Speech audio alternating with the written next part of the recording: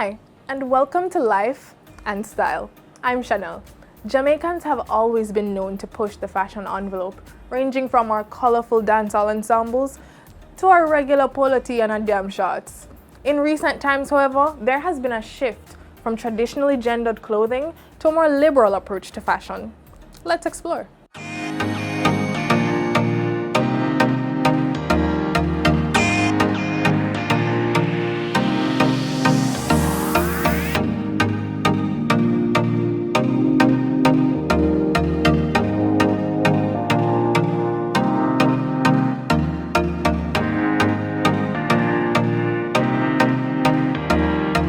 Hey, I'm Troy Oraine. I am the CEO of Tribe 9 Studios, also the Chief Director and the Creative Director there as well.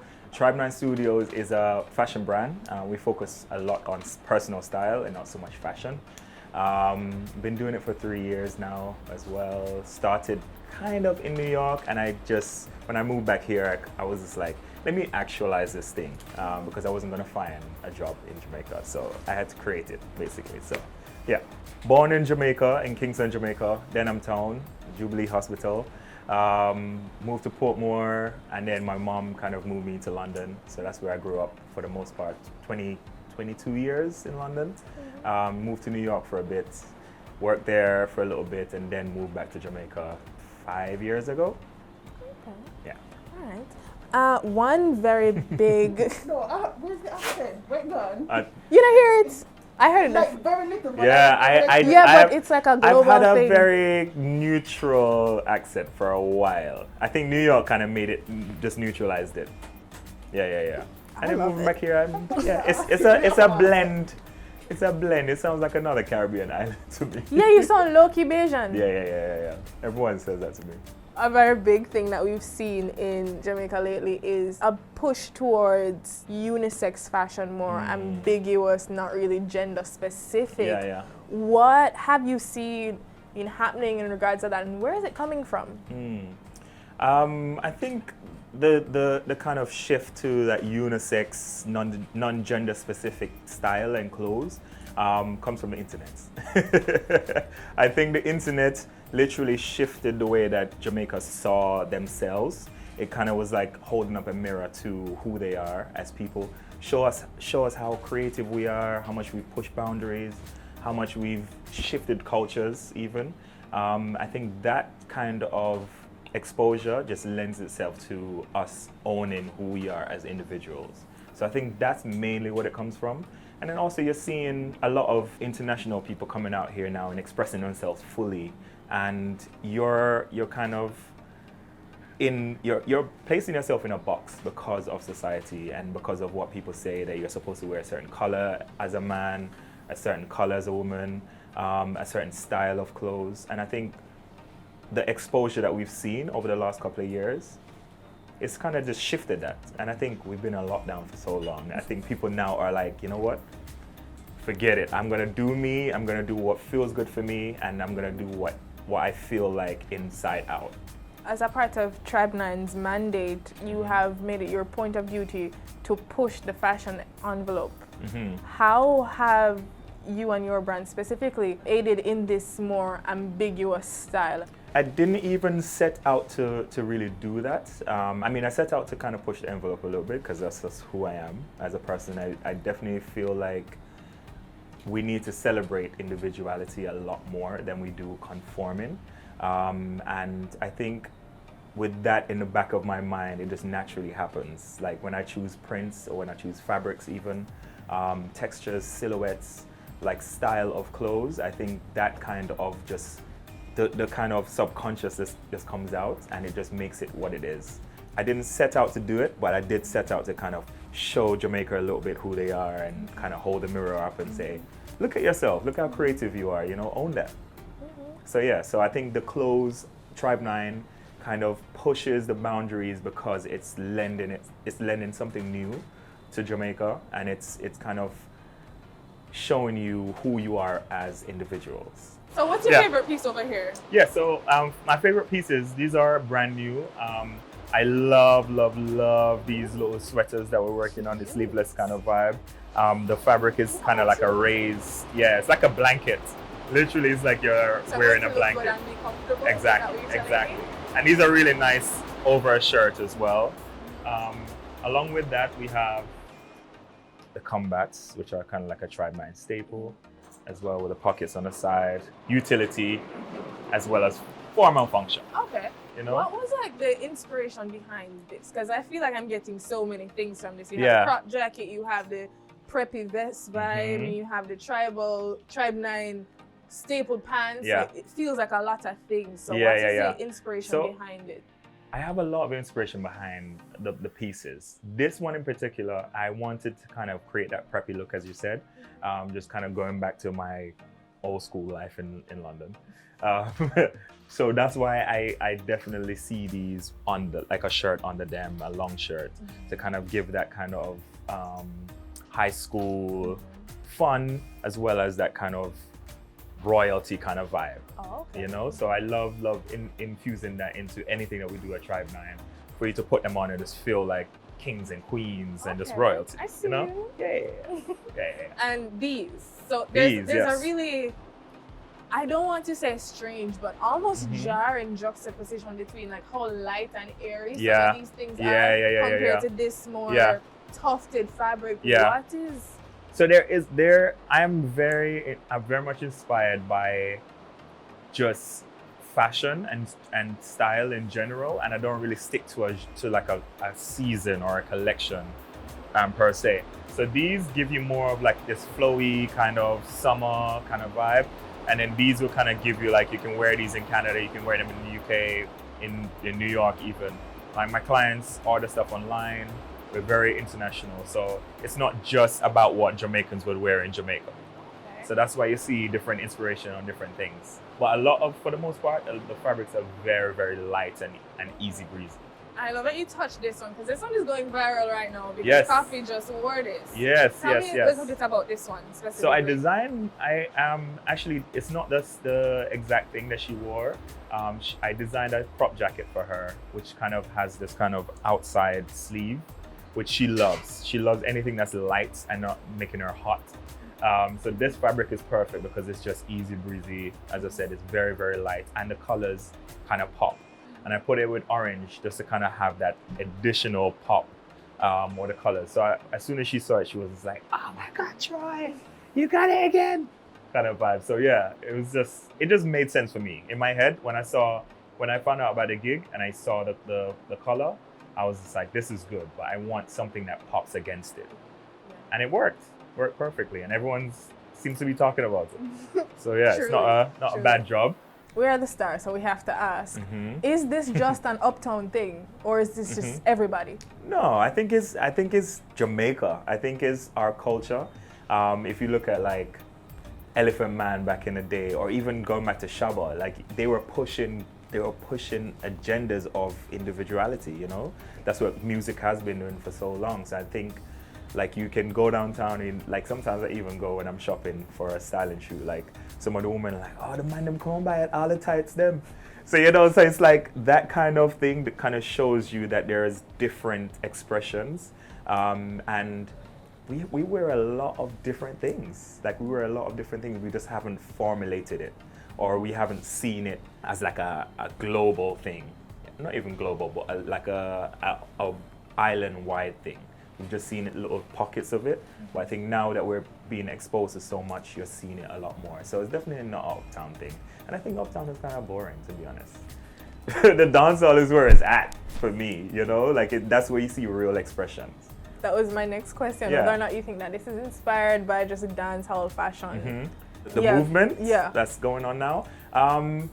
No, I think it's inspired by a lot of different things. I think people are just like fed up of trying to conform or trying to be who they're not, you know? And I think just kind of that suppression that we had during the pandemic, and to kind of look inwards and see who we are as people, I think that lends itself to how we express ourselves, whatever it is that we're doing, you know? Like I feel like the pandemic created a lot of stars and a lot of individuals, you know? And I think it always starts from the clothes. Like people notice that first. So I think that kind of expression is what pushes that kind of personality and a personal style. Like maybe 6 years ago, I had an interview in the UK, and they were asking me, like, it was a paper, and they were asking me, like, why Jamaica? Like, why are you choosing to move to Jamaica? And I'm like, I want to be a part of that thing that pushes the culture forward. You know, that was my plan coming here. I didn't know how it was going to happen, but I knew that I wanted to be a part of that kind of that evolution of what Jamaica is now. I know that tribe line staple, the silk, the silk pinstripe. Yes. These satin vibes are, yeah. I am very much about loungewear. So I love things that's not too tight on you, that's not gonna be like hug. You know, Jamaica gets hot at times. You know, so I love the fact that you can put this on and go to a breakfast party or go to a night out even and kind of feel like clothes are sitting on you and it's not too heavy. You know, so yeah, we definitely love this vibe, and it's very Asian inspired as well, with the kind of short kimono vibe as well. Clearly. Yeah. So my question is, can you wear a kimono with a jumpsuit and not look like you're in pajamas? No, I mean, you definitely can. Like the pajama thing, I like to play on it because it kind of gives you that inside outside kind of vibe, you know, which is what we've been going through for the last 2 years. This inside outside kind of battle. Like pandemic chic. Yeah, exactly. Like you can wear this inside. You can do your little dinner party. You can do your thing in it. You do things mostly in like a group or stash. There's like there's several with that same pattern. Yeah. Is the goal to have them be interchangeable with other pieces? Exactly. Yes, that's exactly it. So the whole idea is to kind of like, if you have this as a kimono, or even if you have this kimono, for instance, like this kind of rose gold one, and then you can just drop in the green with it, you know, just to kind of give it a look. Yeah. So I think with Tribe 9 stuff, it's kind of like unconventional fabrics, like this kind of see-through kind of piece. It's like easy breezy, and guys can wear it as well as women, you know? So yeah. Is this just a fad, or is it here to stay? It's always been here. I think it's always been here.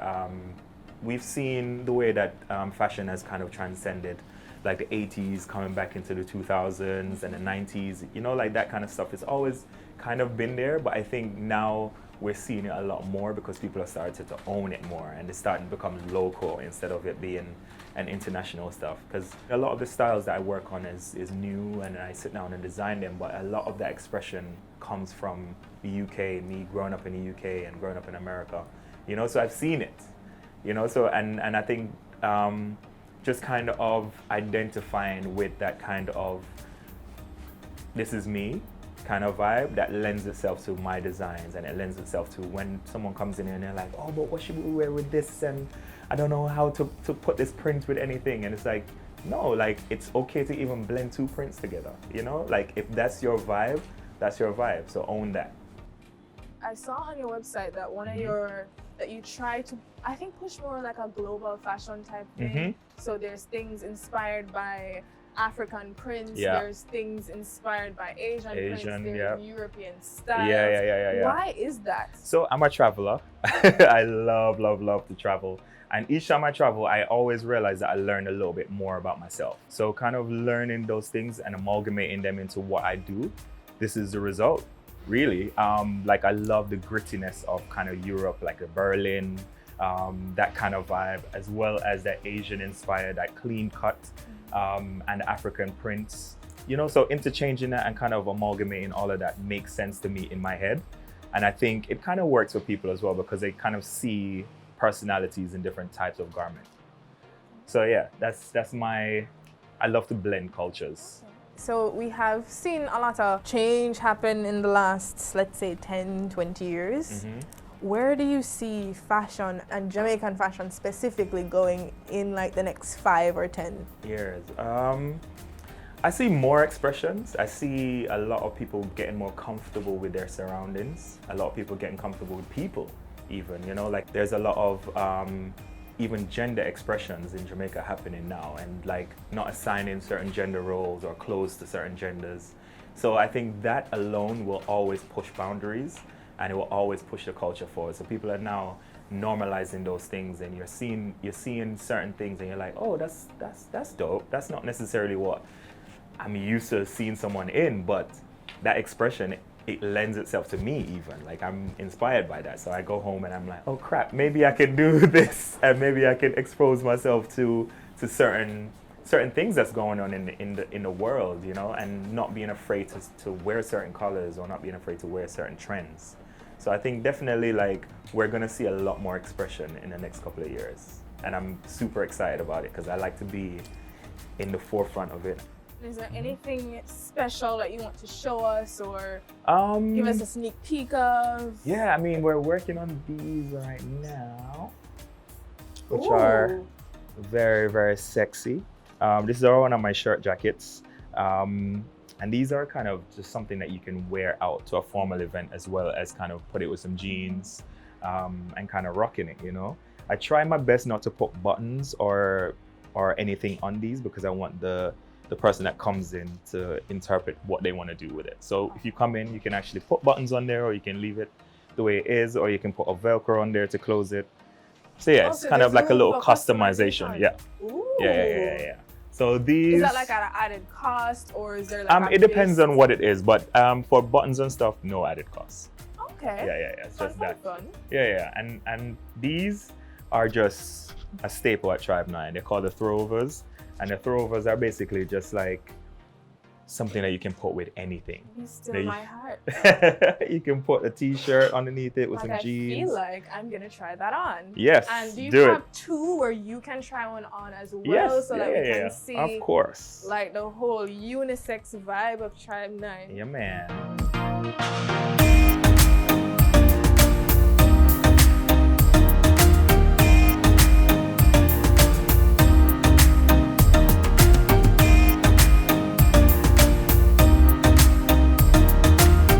So as you can see, you can wear it pretty much over everything. Yeah, and it feels anything, like and it's just nothing. easy. Yes, exactly. Like you exactly. could wear it anything. Anywhere, yeah, maybe you can bikini. You can wear a bikini underneath it. Like, it's very easy, and that's one of the reasons I created it, as well as for sizes as well. So it's like someone comes in and they're a small, they can drop it on. It's oversized. They come in there like a triple XL, they can wear that as well. So that's kind of what we want to create.